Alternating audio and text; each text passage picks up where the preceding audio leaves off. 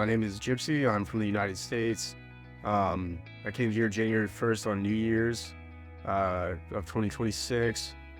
My motivation was I genuinely believe in this cause. I think that it's something that's worthwhile, and I'd like to see the spread of radicalism stop here rather than keep spreading west.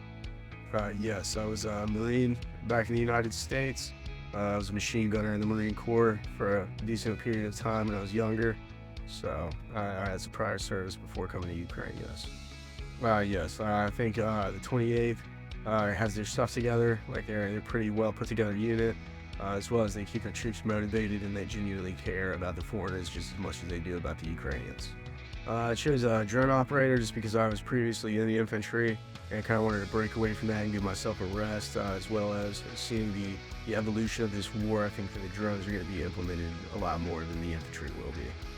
So I'm in a QRF team, so I'm controlling the infills and exfills of the drone units themselves, as well as the medevacs for anybody who gets injured on the drone teams, as well as helping train those people up in close quarters combat and some of the more rigorous infantry roles as well. Yes, I definitely do. I feel like Ukraine definitely treats you as more of a human during your basic training, whereas the Marine Corps kind of treats you a little differently. So I think that Ukraine definitely does a better job on that aspect, as well as they're very thorough with a lot of their training as well, and they mold their training to the war as it evolves instead of keeping the same tradition of basic training throughout.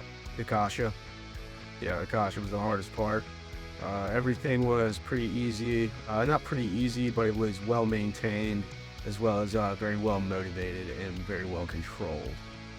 But the Kasha was definitely not my favorite. So I definitely feel a lot more motivated since I've gone through basic training. My mindset's kind of shifted more towards destroying the enemy in a very effective way with the 28th, as well as implementing my tactics along with the Ukrainian tactics to get the best result in the best way possible of destroying the enemy and killing Russians. It definitely was a culture shock at first, and definitely a change of terrain at first, but ultimately I loved watching other people fall on the hikes to the training grounds. So definitely kept spirits high, as well as kept you a little angry to keep you pushing.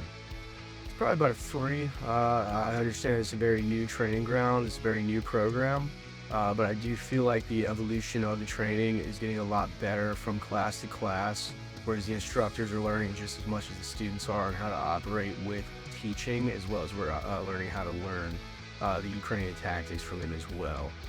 So I would rate it about a 3, and I'd say in about a month or 2 it'll be a 5.